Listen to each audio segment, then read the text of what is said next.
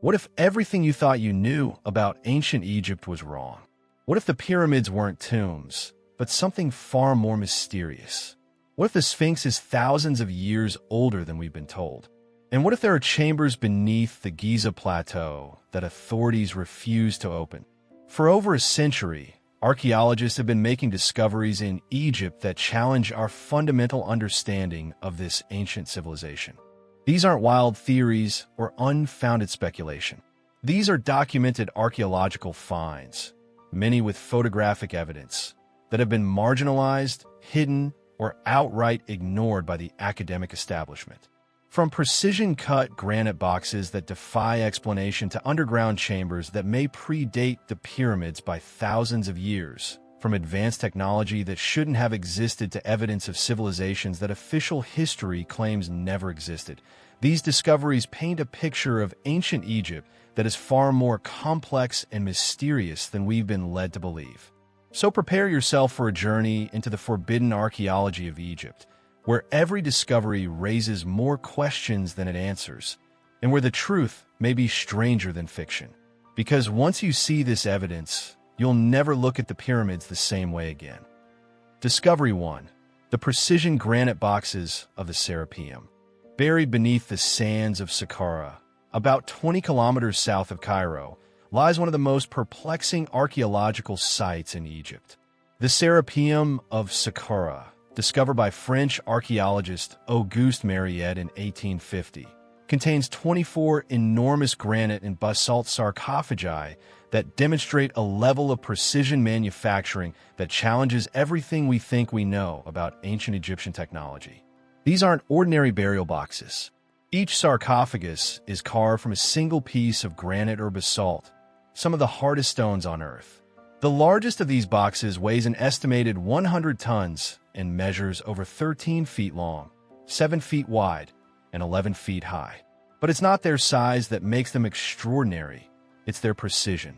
When engineer Christopher Dunn measured these boxes with precision instruments, he discovered something that should be impossible. The surfaces are flat, the corners are perfectly square, and the internal dimensions are uniform to tolerances that would challenge modern machining capabilities. The lid of one box is fitted so precisely that you cannot insert a piece of paper between it and the base. This level of precision requires advanced machinery.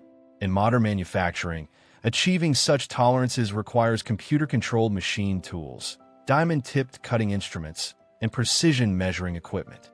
Yet mainstream archaeology tells us these boxes were carved by ancient Egyptians using copper tools and stone hammers. The official explanation is that these sarcophagi were created to house the mummified remains of sacred Apis bulls, worshipped as manifestations of the god Ptah. However, when Mariette opened the boxes, he found no mummies, no burial goods, and no inscriptions indicating their purpose. Most were completely empty, while a few contained a black, tar-like substance that has never been properly analyzed. The precision of these boxes becomes even more mysterious when you consider the logistics of their creation and placement. The granite used came from quarries in Aswan, over 500 miles away. These massive blocks would have had to be transported down the Nile, then somehow maneuvered into underground chambers through narrow passages. The engineering required to move 100-ton objects through tight spaces would challenge modern construction crews. Even more puzzling is the question of how these boxes were carved. Granite is one of the hardest materials on Earth, ranking 6 to 7 on the Mohs hardness scale. Copper tools, the hardest metal available to ancient Egyptians according to mainstream archaeology, rank only 3 to 4 on the same scale. It's physically impossible to cut granite with copper tools, yet the official explanation persists. The tool marks found on some of the boxes suggest the use of machinery. Circular saw marks, perfectly straight cuts, and evidence of high-speed machining are visible on several sarcophagi. If ancient Egyptians created these boxes, they must have possessed technology that official history claims they never had. The Serapeum boxes also demonstrate knowledge of advanced mathematics and engineering. The internal volumes are precisely calculated, and the proportions follow mathematical ratios that weren't supposedly discovered until much later in history. The boxes are also perfectly level, requiring sophisticated surveying techniques to achieve. Recent investigations have revealed even more mysteries. Ground-penetrating radar has detected additional chambers beneath the Serapeum that have never been opened. These chambers may contain more boxes or other artifacts that could provide clues about the true purpose of this site. However, Egyptian authorities have been reluctant to authorize further excavations. The acoustic properties of the Serapeum are also extraordinary. The chambers have perfect acoustics, with sounds reverberating in ways that suggest they were designed for specific acoustic effects. Some researchers believe the boxes may have been used for sound healing or other vibrational therapies, though this remains speculative. The dating of the Serapeum is another contentious issue. While mainstream archaeology dates the site to the New Kingdom period, around 1550 to 1077 BC, some researchers argue that the precision of the boxes suggests a much earlier date. The technology required to create such precision would have required centuries of development. Yet no evidence of this technological progression has been found in the archaeological record. The suppression of research into the Serapeum boxes is well documented. Several researchers have been denied access to the site, and some who have published findings that contradict the official explanation have faced academic ridicule and career damage. The Egyptian Ministry of Tourism and Antiquities has been particularly protective of the site, limiting access and forbidding certain types of analysis. What makes the Serapeum boxes truly forbidden is not just their technological impossibility, but what they imply about ancient Egyptian civilization. If these boxes were created using advanced technology, it suggests that ancient Egypt was far more sophisticated than we've been told. It raises questions about other megalithic sites around the world and whether our understanding of ancient technology is fundamentally flawed. The mystery deepens when we consider that similar precision-cut boxes have been found at other sites around the world. The granite boxes in the King's Chamber of the Great Pyramid show similar precision, as do stone boxes found in South America and other ancient sites. This suggests that the technology used to create these objects was not unique to Egypt, but was part of a global civilization that official history refuses to acknowledge. Discovery 2. The hidden chambers of the Great Pyramid. The Great Pyramid of Giza, the last remaining wonder of the ancient world, continues to reveal secrets that challenge our understanding of this remarkable structure. Despite being one of the most studied buildings in history, new discoveries made using cutting-edge technology are revealing hidden chambers and passages that have been sealed for millennia. What's more controversial is that access to these discoveries is being restricted, leading to speculation about what authorities don't want us to know. In 2017, an international team of scientists using cosmic ray muon tomography detected a large void within the Great Pyramid. This chamber, located above the Grand Gallery, is at least 100 feet long and has been sealed since the pyramid's construction. The discovery was published in the journal Nature, making it one of the most significant archaeological discoveries of the 21st century. Yet despite this momentous find, no effort has been made to physically access the chamber. The Scan Pyramids project, which made this discovery, used non-invasive techniques to peer inside the pyramid without drilling or damaging the structure. The technology works by detecting muons, cosmic ray particles that can penetrate dense materials. When these particles encounter empty spaces, they create detectable patterns that reveal the presence of voids. But the Big Void, as it's been called, is not the only hidden chamber in the Great Pyramid. The same scanning techniques have revealed multiple smaller voids and cavities throughout the structure. Some of these appear to be connected to the known passages, while others seem to be completely isolated chambers that have never been accessed. What makes these discoveries controversial is not their existence, but the response from Egyptian authorities. Dr. Zahi Hawass, former Minister of State for Antiquities Affairs, has been dismissive of the findings, claiming that the voids are simply construction gaps and have no archaeological significance. This dismissal seems premature, given that the chambers have never been explored. The resistance to exploring these chambers has led to speculation about what they might contain.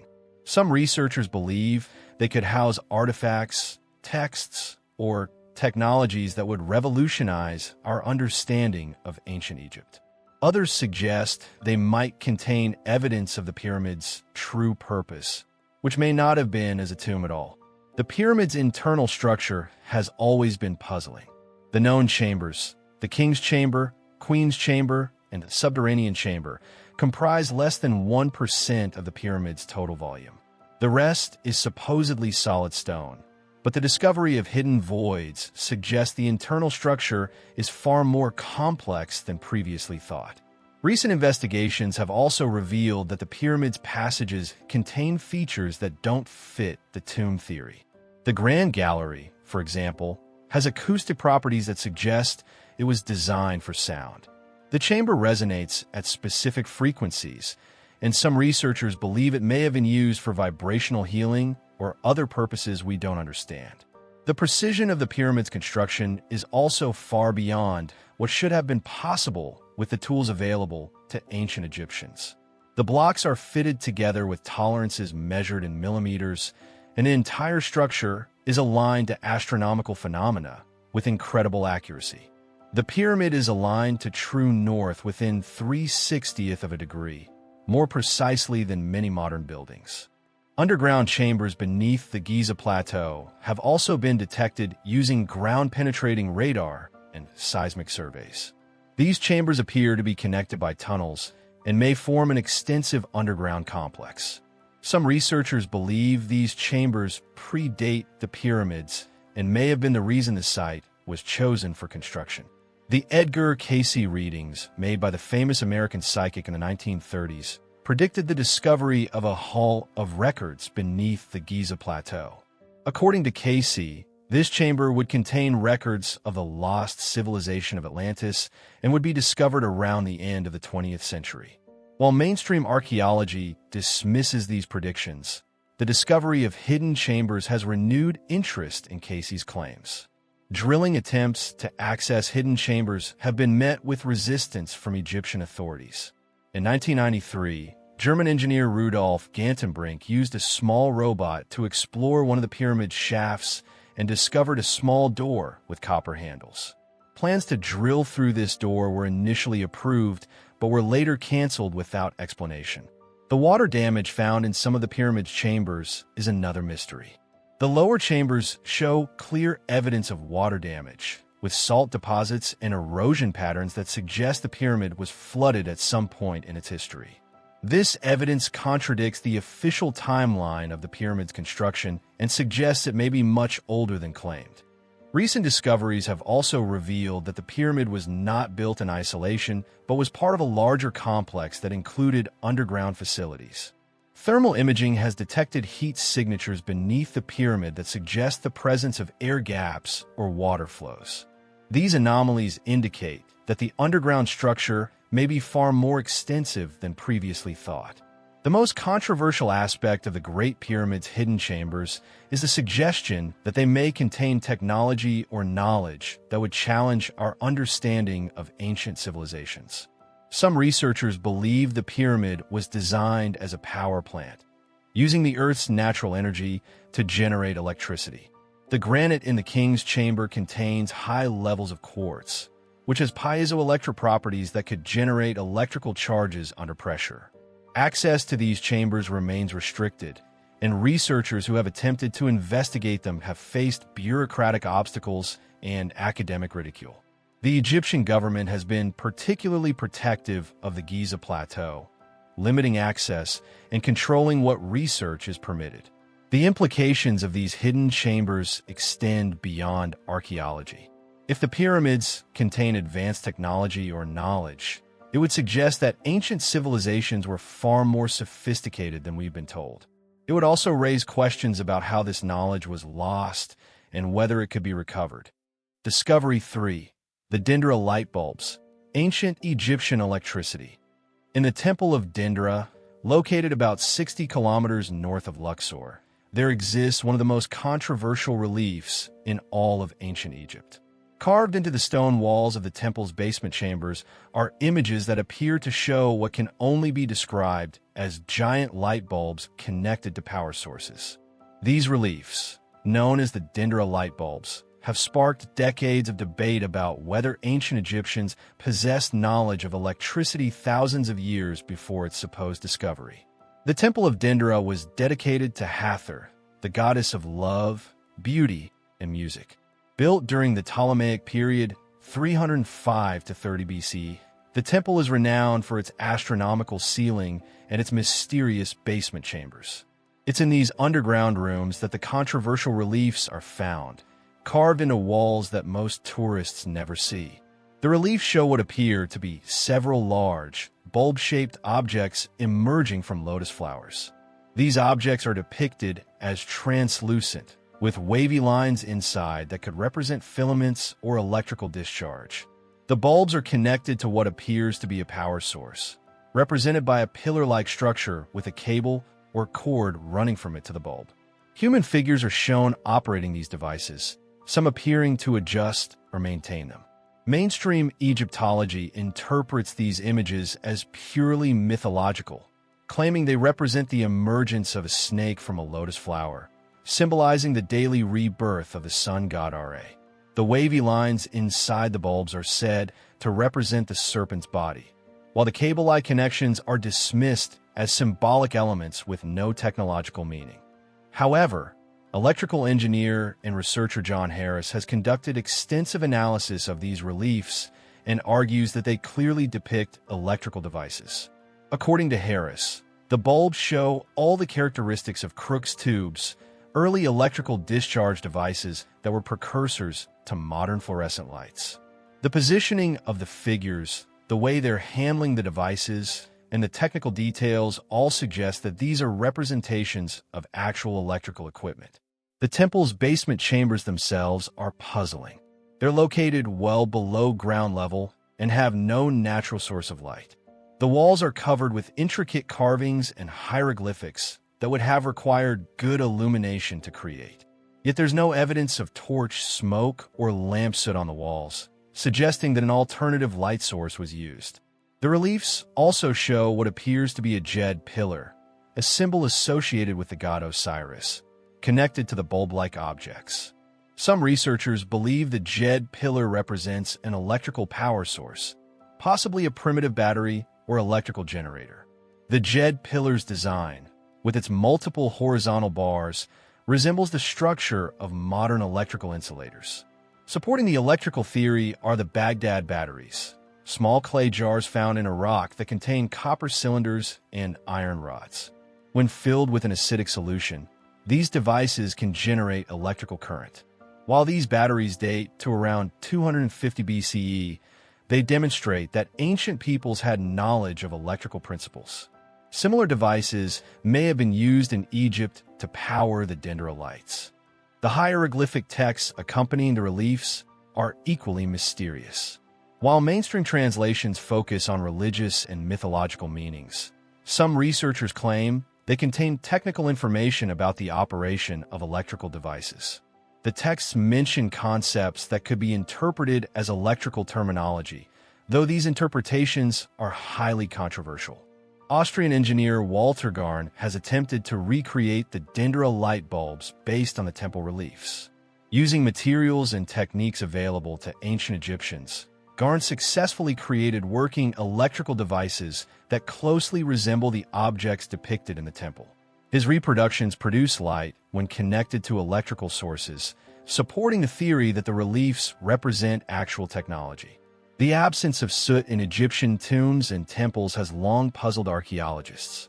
The intricate paintings and carvings found in these structures would have required excellent lighting to create. Yet there's no evidence of the smoke damage that would result from oil lamps or torches. This suggests that the ancient Egyptians may have had access to clean, smokeless lighting technology. Recent analysis of the temple's construction has revealed sophisticated understanding of electrical principles. The basement chambers are built with materials that have different electrical properties, with granite blocks that contain high levels of quartz. Quartz is piezoelectric, meaning it generates electrical charges when subjected to pressure. This suggests that the temple may have been designed to harness natural electrical phenomena. The temple's location is also significant. Dendera sits on one of the most electrically active areas of Egypt, with high levels of natural electromagnetic activity. The temple's design, with its underground chambers and specific materials, may have been intended to capture and utilize this natural energy. Suppression of research into the Dendera light bulbs has been documented. Researchers who have attempted to study the reliefs in detail have faced restrictions from Egyptian authorities. Some have been denied access to the chambers, while others have had their research dismissed without proper scientific review. The implications of the Dendera light bulbs extend beyond ancient Egypt. If these reliefs truly depict electrical devices, it suggests that ancient civilizations possessed technological knowledge that was later lost. This knowledge may have been preserved in other ancient sites around the world, hidden in plain sight as religious or mythological symbols. Modern experiments have shown that the Dendera light bulb design is not only feasible but efficient.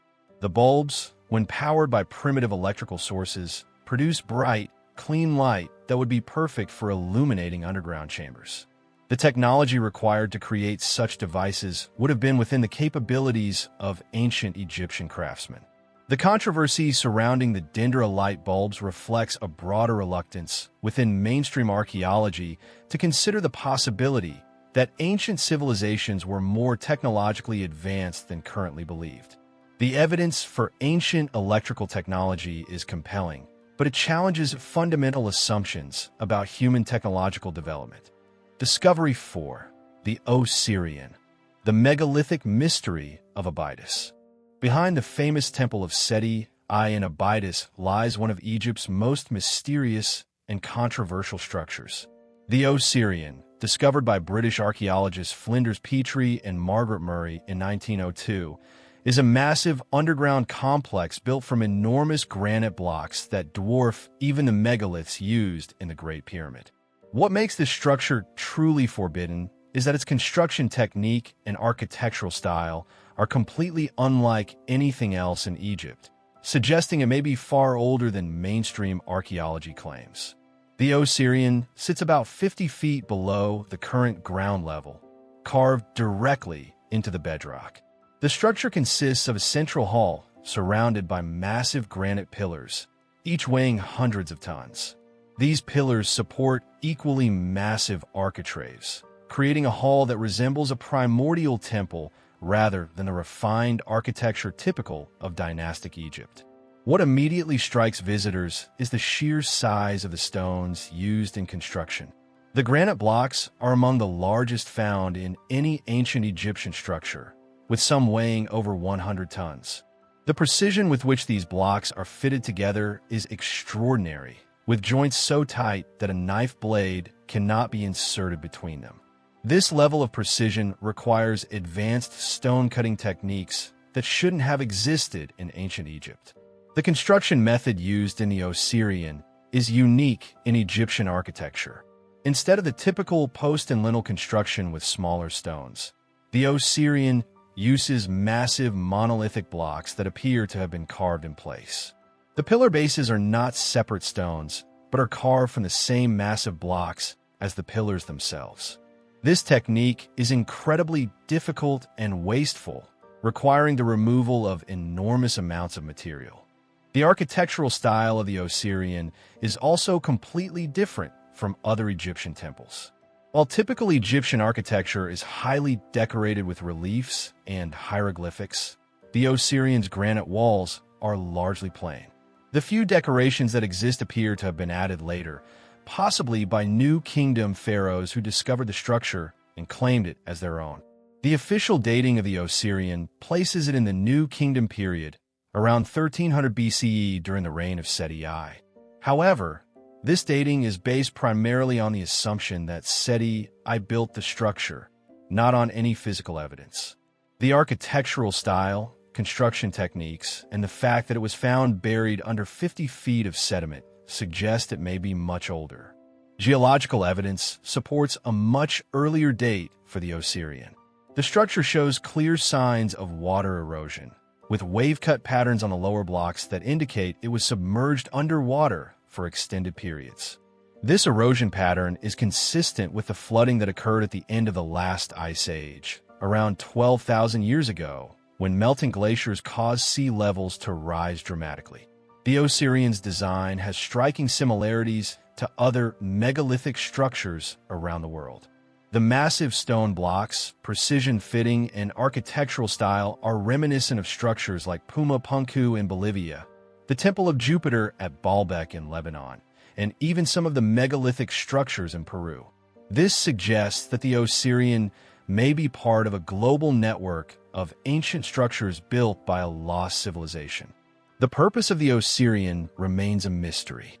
Mainstream archaeology claims it was a symbolic tomb for Osiris, the god of the underworld. However, the structure shows no evidence of ever being used for burial purposes. There are no sarcophagi, no burial chambers, and no grave goods. Instead, the central hall appears to have been designed to hold water, leading some researchers to believe it was used for ritual purification or initiation ceremonies. The symbolism of the Osirian is also puzzling. The structure's layout resembles the hieroglyphic symbol for house or temple, but enlarged to massive proportions. The central island surrounded by water channels may represent the primordial mound from which all life emerged according to Egyptian creation mythology. However, the practical construction required to create this symbolism suggests it was more than mere religious theater. Recent investigations have revealed that the Osirian may be connected to a larger underground complex. Ground-penetrating radar has detected additional chambers and passages beneath the structure that have never been explored. These chambers may contain artifacts or inscriptions that could provide clues about the true age and purpose of the Osirian. The water system of the Osirian is another mystery. The structure was designed to fill with water from the Nile River through underground channels. The water level in the central hall rises and falls with the Nile's annual flood cycle, creating a permanent island in the center. This sophisticated hydraulic system requires advanced engineering knowledge and suggests the builders had a deep understanding of hydrology. The suppression of research into the Osirian's true age has been documented. Researchers who have suggested that the structure predates dynastic Egypt have faced academic ridicule and career damage. The Egyptian authorities have been reluctant to authorize scientific dating of the structure, preferring to maintain the official timeline that places it in the New Kingdom period. The implications of an older Osirian are profound. If the structure truly dates to the end of the last ice age, it would be one of the oldest megalithic structures in the world. It would suggest that advanced civilization existed in Egypt thousands of years before the First Dynasty, challenging the entire timeline of human development. The Osirian's construction techniques also raise questions about ancient technology. The precision cutting and fitting of the massive granite blocks requires tools and techniques that mainstream archaeology claims didn't exist in ancient Egypt. The blocks show evidence of machine-like cutting, with perfectly straight edges and smooth surfaces that would challenge modern stone-cutting equipment. The acoustic properties of the Osirian are also remarkable. The structure's design creates unique sound effects, with whispers carrying across the central hall and certain frequencies being amplified. Some researchers believe the structure may have been designed for sound healing or other acoustic phenomena that we don't fully understand. The mystery of the Osirian extends beyond its construction to its discovery. The structure was found buried under 50 feet of sediment, sand, and debris. This level of burial suggests extreme age, as it would have taken millennia for such accumulation to occur. The fact that it was completely hidden from view until modern times also suggests that knowledge of its existence was lost in antiquity. Discovery 5. The unfinished obelisk and ancient stone-cutting technology. In the granite quarries of Aswan lies one of archaeology's most revealing artifacts, the unfinished obelisk. This massive stone monument, if completed, would have stood 137 feet tall and weighed over 1,200 tons, making it the largest obelisk ever attempted by the ancient Egyptians. But it's not the obelisk's size that makes it forbidden knowledge. It's what the stone reveals about ancient Egyptian technology that challenges everything we've been told about their capabilities. The unfinished obelisk was discovered in 1922 and has been studied by archaeologists and engineers for over a century. What makes this discovery so significant is that it provides a rare glimpse into ancient Egyptian stone-cutting techniques. Because the obelisk was never completed, we can see exactly how the ancient Egyptians were extracting massive stones from the bedrock. According to mainstream archaeology, the ancient Egyptians cut this obelisk using copper tools, wooden wedges, and stone hammers. The official explanation is that workers would pound the granite with dolerite balls, a harder stone that could theoretically chip away at the granite surface. However, when modern researchers have attempted to replicate these techniques, they've found them to be incredibly inefficient and impractical. The precision of the cuts on the unfinished obelisk tells a different story. The sides of the obelisk are perfectly straight, with tool marks that suggest the use of advanced cutting equipment. The cuts are too precise and too consistent to have been made by hand tools. The surface shows parallel striations that are identical to those produced by modern diamond wire saws or other advanced cutting technologies.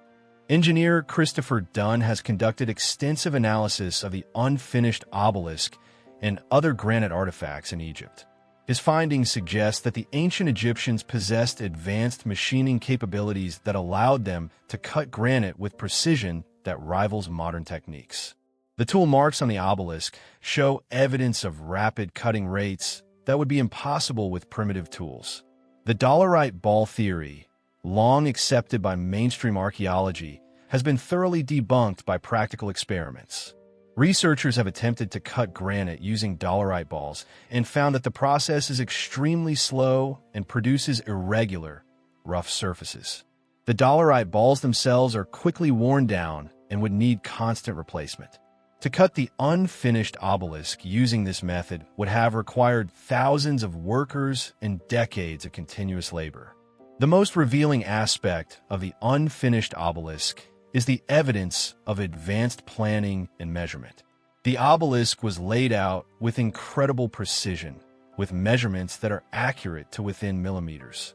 The ancient Egyptians somehow knew exactly how much stone to remove and where to cut to create the perfect proportions.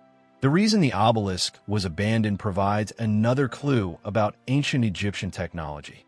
According to the official explanation, the project was abandoned when a crack appeared in the stone.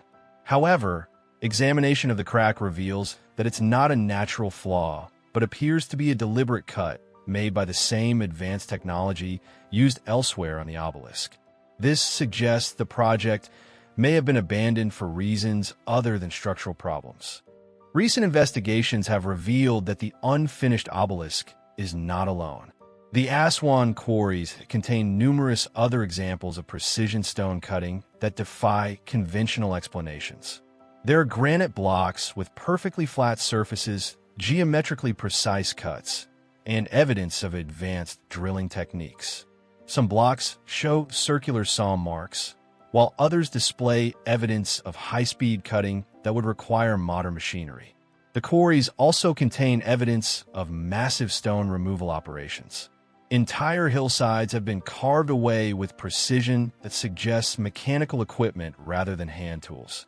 The scale of these operations would have required organizational capabilities and workforce management that rivals modern construction projects. The suppression of research into ancient Egyptian stone-cutting technology has been well documented. Researchers who have published findings that contradict the official explanation have faced academic ridicule and career damage. The Egyptian authorities have been reluctant to authorize scientific analysis of the tool marks, preferring to maintain the traditional explanations. The implications of advanced stone-cutting technology in ancient Egypt extend far beyond the unfinished obelisk. If the ancient Egyptians possessed such technology, it would explain how they were able to build the pyramids, temples, and other monuments with such precision. It would also raise questions about what other advanced technologies they may have possessed. The precision of Egyptian stonework is found throughout the country, not just in the famous monuments. The granite boxes in the Serapeum, the megalithic blocks of the Osirian, and the perfectly fitted stones of the Great Pyramid all show evidence of advanced cutting techniques. This consistency suggests that the technology was well developed and widely used. The acoustic properties of precisely cut stone may also have been important to the ancient Egyptians. Many of their structures have remarkable acoustic characteristics, with specific frequencies being amplified or dampened. The precision cutting of stone would have been essential for creating these acoustic effects, suggesting that the ancient Egyptians understood the relationship between stone cutting and sound. The unfinished obelisk also reveals information about ancient Egyptian logistics and project management. The scale of the project would have required careful planning, resource allocation, and workforce coordination. The fact that the project was abandoned suggests that the ancient Egyptians had sophisticated decision-making processes and quality control measures. Modern attempts to cut granite using ancient techniques have all failed to replicate the precision and efficiency seen in Egyptian stonework. Even with modern tools, cutting granite remains a challenging and time-consuming process. The fact that the ancient Egyptians were able to cut granite with such precision and on such a massive scale suggests they possess technology that we don't fully understand. The forbidden aspect of the unfinished obelisk research lies in its implications for our understanding of ancient technology. If the ancient Egyptians possessed advanced stone-cutting equipment, it challenges the entire narrative of technological development. It suggests that advanced civilizations may have existed in the past that possessed knowledge we've lost or forgotten.